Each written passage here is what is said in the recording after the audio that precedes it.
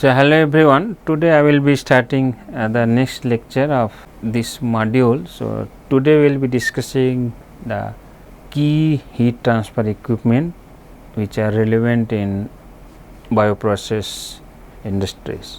So, in the last lecture we are discussing the heat transfer and particularly sterilization. So, we discussed how we go about the batch sterilization, followed by the continuous sterilization, and then we discussed for the air, as we cannot go for thermal sterilization. So, we go for the filter sterilization, particularly through Dept filters. So, in today's lecture we will be discussing the application of heat transfer in bioprocess operations. Then we will be discussing two type of heat exchanger, one is double pipe and second one is cell and tube heat exchanger. So, heat transfer equipment, as the name suggests, it facilitates the exchange of thermal energy between fluid. So, what it says, there will be two streams, one will be the cold stream and other will be hot stream, and heat transfer will take place from a higher temperature to a lower temperature. And why it is needed? It is needed for the sterilization, and it may be also needed if the reaction is exothermic and you need to maintain a constant temperature. And these heat exchangers are used for power generation, let us say for generation of the heat steam, for the chemical processing, and also in the food processing. And as we know, this thermal, particularly generation of steam, requires energy input. So, the efficiency and design, this impact the energy consumptions and operational costs as well. So, in bioprocess, particularly during bioreactor operation, we use heat exchanger for in situ batch sterilization. So, this reactor vessel containing media is heated using steam.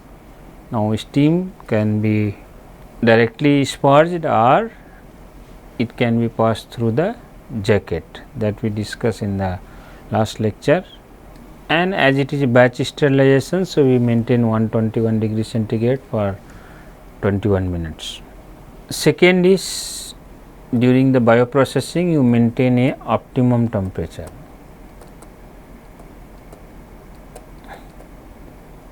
Which is required for the growth of a particular strain or for the proper activity of an enzyme.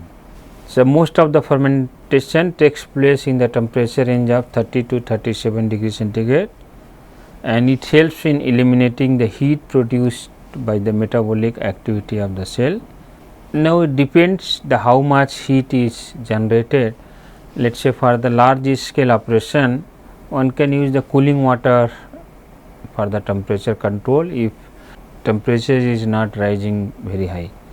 And for the small scale or laboratory scale, particularly it requires heating rather than cooling to maintain an optimum temperature. Now, we can classify the heat transfer equipment based on the flow arrangement or based on the construction or based on the operation. So, based on the flow arrangement, it can be parallel flow, can be counter flow, or it can be cross flow. It can be parallel flow, it can be counter flow, or it can be a cross flow. Now, based on the construction, we can have the cell and tube heat exchanger. We are going to have a cell, and in the cell there are multiple tubes. So, one fluid will pass through these tubes and other fluid will pass through the cell. There are plate heat exchanger and finned tube heat exchanger. They are depending on the different type of construction. Third is based on the operation, whether it is coming into direct contact or it is through indirect contact. For example, if you see here, this is different heat transfer configuration for bioreactor. A is the jacketed vessel where heating or cooling is done through the fluid is entering here and fluid is going out here. Second is B is external coil. We are having the external coil where your external fluid, it may be hot fluid or cold fluid, is being circulated. Third one is internal helical coil. Now, this coil is inside the bioreactor. Next arrangement is internal baffle type coil. So, this is in the shape of baffle, and the last one is external heat exchanger, where you are taking out the fluid using a pump, and outside there is a heat exchange facility where it is getting either heated or cooled down, then it is sent back again to the bioreactor. Now, how it works, we have already discussed in the first lecture the mechanisms of heat transfer, conduction, convection and radiation, and in the bioprocess this conduction and convection are more dominant. So, equipment designed to maximize the surface area and thermal conductivity if it is through the conduction, because conduction Q is proportional to K A dt upon dy. This is the temperature gradient, A is the area. So, areas, the design criteria always considers to maximize the surface area. In case of convection also, Q is U A delta T. Now, this delta T can be delta T LMTD. So, again depends on the area in the both, in the case of conduction as well as convection. And the other criteria is flow dynamics. The flow dynamics is going to affect which parameter? The flow dynamics is going to affect the heat transfer coefficient U or H, and temperature gradient is delta T. So, first we will start very simple heat exchanger, that is double pipe heat exchanger. So, it is a simpler form of heat transfer equipment, contains two metal pipes, one inside to the other. So, we are having this metal pipe of a larger diameter, and in between there is another metal pipe of a smaller diameter. So, one fluid will pass through the inner tube, while the other will pass through the outer space. Now, how heat transfer takes place? When one fluid is hotter, heat passes through the wall, this is the wall, from the hot to the cold fluid. As a result, this hot fluid cools down and cold fluid takes the excess heat. Now, this can operate in both the modes, co-current as well as the counter currents. In the case of co-current, both hot and cold fluid will have the same inlet and outlet flow direction. In the case of counter current, hot fluid will flow from the other side and cold fluid will flow from the opposite direction. Now, in the case of co-current or parallel flow, both fluid enter from the same direction and moves in the same direction. So, it achieves lower maximum heat transfer because temperature difference decreases along with the length, and it used less frequently than the counter current flow. Now, in the case of counter current, fluid enters and moves in a opposite direction. One is going this way and there is going this way. cold fluid stay in contact with hot fluid at both entry and exit point, and this maximizes the temperature difference, and once delta T is more, it facilitates a better and more efficient heat transfer. Now, as I told, the rate of heat transfer is directly proportional to the area, but when heat transfer area required is exceeding the 10 to 15 meter square, then this double pipe heat exchanger becomes impractical. So, for such cases we will be seeing how we can have the multiple tubes in a cell and tube type arrangement. So, this is a double pipe heat exchanger. You are having this two type, one is this inner pipe, other is outer pipe. So, one fluid which is coming in the outside, actually it can enter here, and this inside fluid is entering here. So, this mode of operation is in a counter current mode. So, this fluid in the tube will enter here and go out here, and in the cell or in the outer tube it will enter from here and it will exit from here. So, this is what we are discussing. It can operate in the both way. This both are flowing in the same direction. So, hot fluid as well as the cold fluid, and other option will be they are flowing in a reverse direction. The hot fluid is flowing in this direction and cold fluid is flowing in the reverse direction. So, here you can clearly see the difference in delta T, either this side or this side is much higher as compared to co-current flow. Now, next is, as if you require the more surface area, it is not possible to have double pipe heat exchanger. So, we go with the cell and tube heat exchanger, and now it can also have added advantage. It can operate in a single pass mode or multi pass mode, that we will be discussing.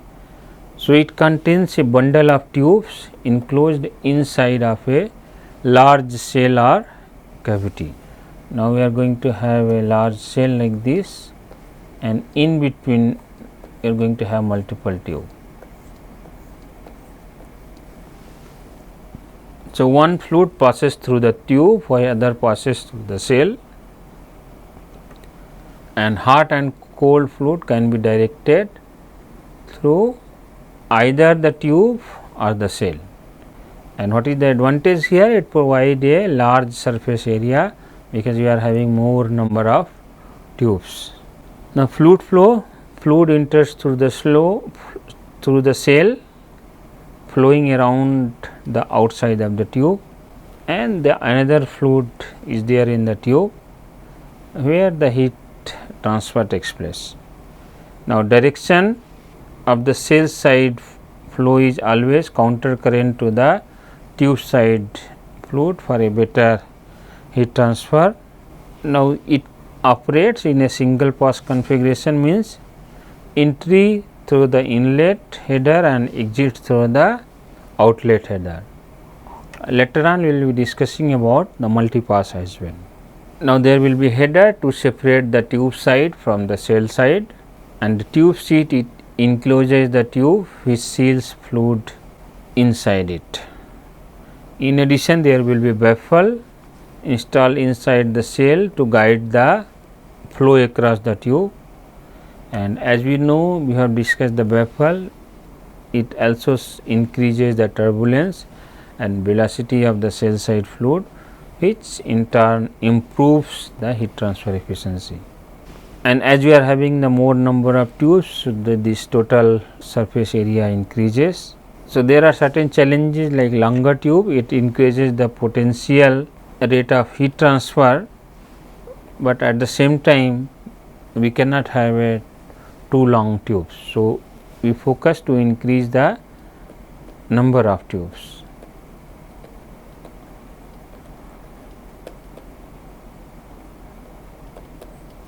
Yeah, so you can see the single pass cell and tube heat exchanger.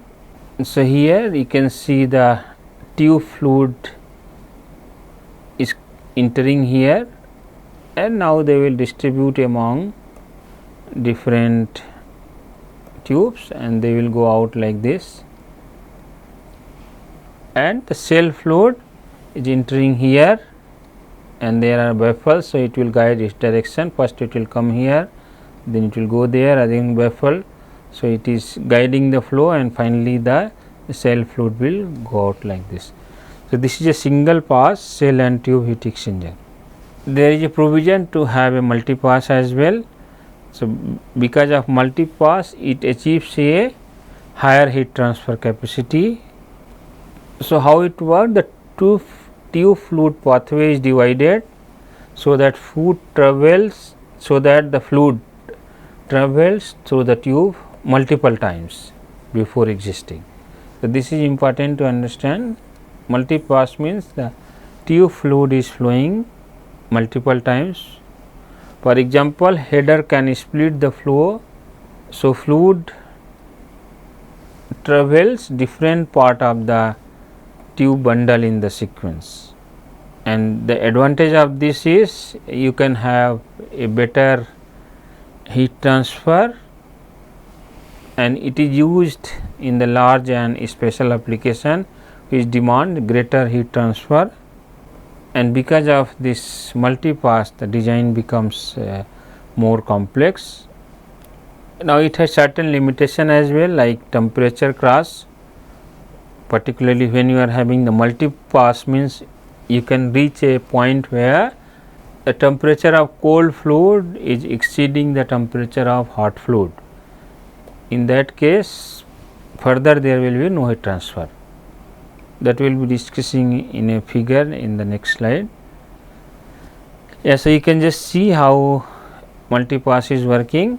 So, here we have made a partition in such a way, the tube fluid is entering here, it is going in this way, then again it will pass through, it will come back here and go out like this. So, it is having two passes, one is going from here, other is going from here, and the cell fluid will enter here and exit here, and it is guided by the baffles.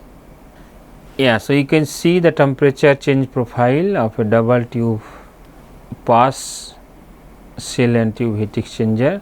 So, in the first figure you just see hot fluid is entering here and going out, and cold fluid is having, once it is heated from here to here, then further in the second pass it is getting heated from here to here.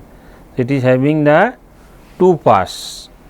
Now, what is the challenge here? What we are discussing is, once the cold fluid is heated here up to here, then it should not cross the hot fluid, because the moment it is crossing the hot fluid, so from here onwards there will be no heat transfer.